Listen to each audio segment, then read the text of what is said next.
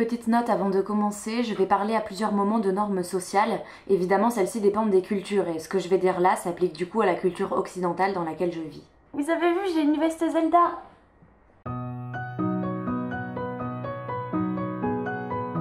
Bonjour et bienvenue sur ma chaîne, Sage Paradoxae, et aujourd'hui comme promis je continue ma série de vidéos sur l'autisme. Il y a quelques temps je l'avais commencé en parlant des spécificités sensorielles liées à l'autisme. Je vais faire référence à cette vidéo pendant l'épisode plusieurs fois, donc si c'est pas déjà fait, allez la voir d'abord, sinon ça va être difficile à suivre, elle est dans le i là-haut. Et juste avant de commencer, je vous conseille de rester jusqu'à la fin parce qu'il se pourrait que peut-être j'ai des choses à vous faire gagner pour Noël. Petit résumé de la vidéo précédente quand même au cas où. Les personnes autistes sont souvent hypersensibles et ou hyposensibles sur pas mal de leurs sens. D'une manière plus générale, notre réception et nos réactions aux stimuli sensoriels est assez particulière. Et par sensoriel, j'entends au sens large tout ce qui touche aux 5 sens, mais aussi entre autres la proprioception, le sens de l'équilibre, la perception de la chaleur, de la douleur, des besoins corporels, etc.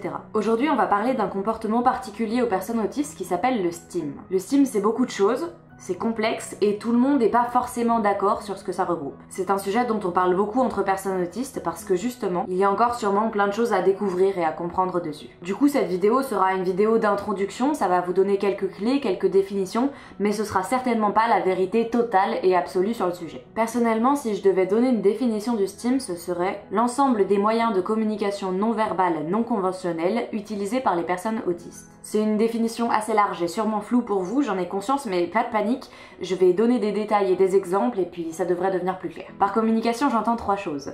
Communiquer avec autrui, communiquer avec son environnement et communiquer avec soi-même. Premièrement donc, le STIM comme outil de communication avec les autres. Quand vous discutez avec quelqu'un, en général, vous utilisez des mots. Mais pas que. Par exemple, si vous êtes heureux, vous allez sûrement sourire. Globalement, plus ou moins consciemment, on communique aussi plein de choses de manière non verbale. Et il y a souvent des manières un peu conventionnelles de le faire. Typiquement, sourire pour exprimer du bonheur, pleurer pour exprimer de la tristesse, soupirer pour exprimer du mécontentement, c'est conventionnel. Les personnes autistes, de leur côté, ont tendance à exprimer leurs sentiments de manière moins conventionnelle. Un comportement assez courant, par exemple, c'est le hand flapping, qui consiste à agiter les mains de diverses manières. Par exemple, quand je suis impatient ou heureux, je vais souvent taper mes clavicules, comme ça. Ou si j'ai des manches longues, je vais agiter mes mains dans l'air, comme ça. Souvent, je vais le faire en me balançant en même temps. Pour moi, c'est comme sourire, mon corps fait ça pour dire que je suis content. C'est spontané et naturel.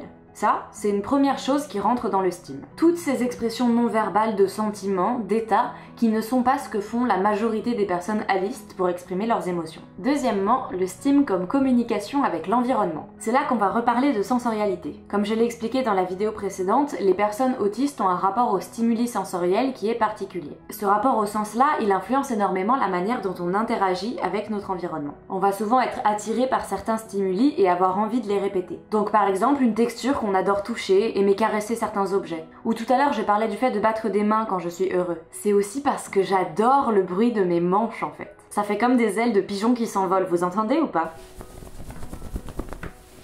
Je peux agiter mes manches comme ça pendant très longtemps juste pour écouter le bruit parce que ça me rend vraiment heureux. Tous ces comportements, ce sont des manières de nous faire plaisir avec des sensations qu'on apprécie, mais aussi de nous approprier l'environnement, de communiquer, d'être en contact avec ceux qui nous entourent et c'est très rassurant. Quand je vais dans un endroit que je ne connais pas encore, je peux passer des heures à toucher et à regarder tous les objets, à écouter leur bruit pour bien connaître mon environnement. C'est vraiment important pour moi et ça me rend très heureux en plus. Et enfin, troisième partie, le STIM comme communication avec soi-même. C'est aussi un comportement que certaines personnes appellent l'autorégulation. Comme notre perception de notre corps peut être floue à cause des difficultés sensorielles, ce qui est aussi augmenté par le fait que beaucoup d'entre nous souffrent malheureusement de stress post-traumatique, et que l'environnement peut nous être sensoriellement agressif avec le bruit, les lumières, etc., il nous est souvent nécessaire de nous reconnecter avec notre corps, et de trouver des outils pour ça. Le STIM, ça sert aussi à ça. Vous avez sûrement en tête l'image de l'autiste qui se balance d'avant en arrière.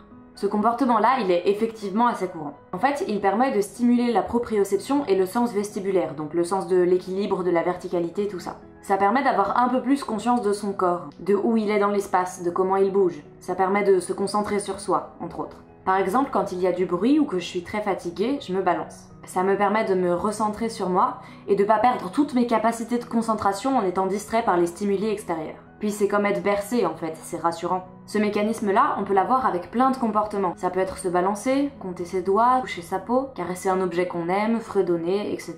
Le but c'est de retrouver son corps en quelque sorte. Des fois, dans ce genre de Steam, il y a aussi des comportements d'automutilation, sous les formes classiques comme on peut l'imaginer, mais aussi tout ce qui est s'arracher la peau, les cheveux, se mordre les joues, etc.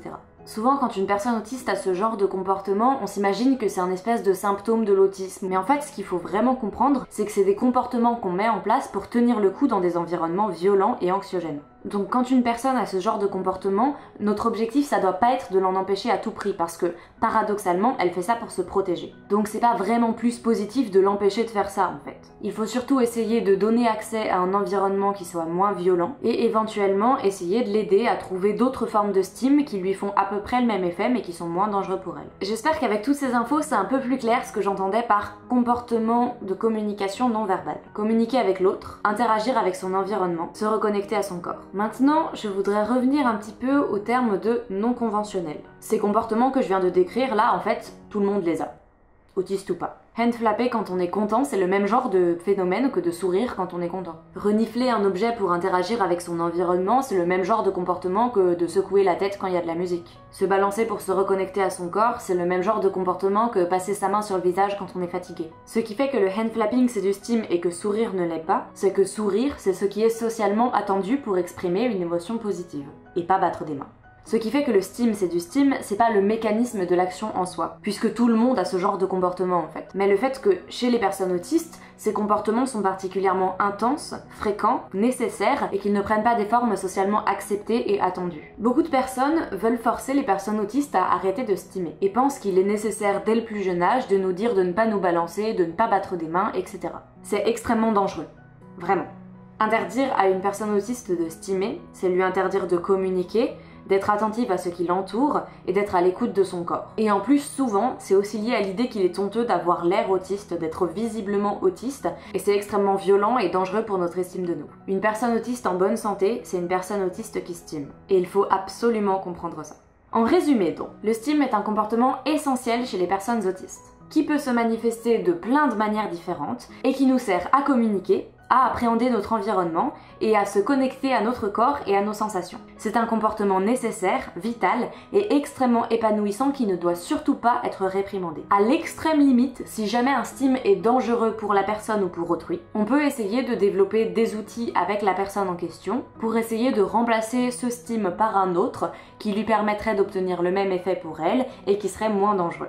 Je vais vous mettre dans la description d'autres vidéos de personnes autistes qui parlent de Steam. Elles seront toutes en anglais parce que malheureusement, j'ai pas trouvé de vidéos francophones sur le sujet pour l'instant. Si jamais vous en avez, n'hésitez surtout pas à les partager en commentaire et je les rajouterai dans la liste. Je vais notamment vous mettre une vidéo d'Amanda Baggs qui s'appelle In My Language. Amanda Baggs, c'est une personne autiste dit non-verbale, c'est-à-dire qu'elle ne parle pas à l'oral. Et elle a fait cette vidéo avec un texte d'elle dedans, où elle parle du Steam notamment en relation avec l'environnement et de comment elle considère que c'est sa langue maternelle. Je vous encourage vraiment à aller voir cette vidéo, c'est extrêmement émouvant et extrêmement instructif. Je vous mets aussi une vidéo de Agony Oti où elle se filme en train de steamer de plein de manières différentes. Donc ça peut vous donner une idée de ce que peut être le steam, même si c'est pas exhaustif. Pour les personnes autistes que tout ça questionne, je prépare une vidéo sur comment steamer, avec un peu plus de conseils pratiques et d'exemples sur le sujet. Je sais pas quand elle va sortir, mais ça va se faire. Comme d'habitude, si cette vidéo vous a appris des choses, pensez bien à lui laisser un pouce bleu et à la partager autour de vous, et abonnez-vous à la chaîne et à mes réseaux sociaux si vous voulez suivre la suite de mon travail.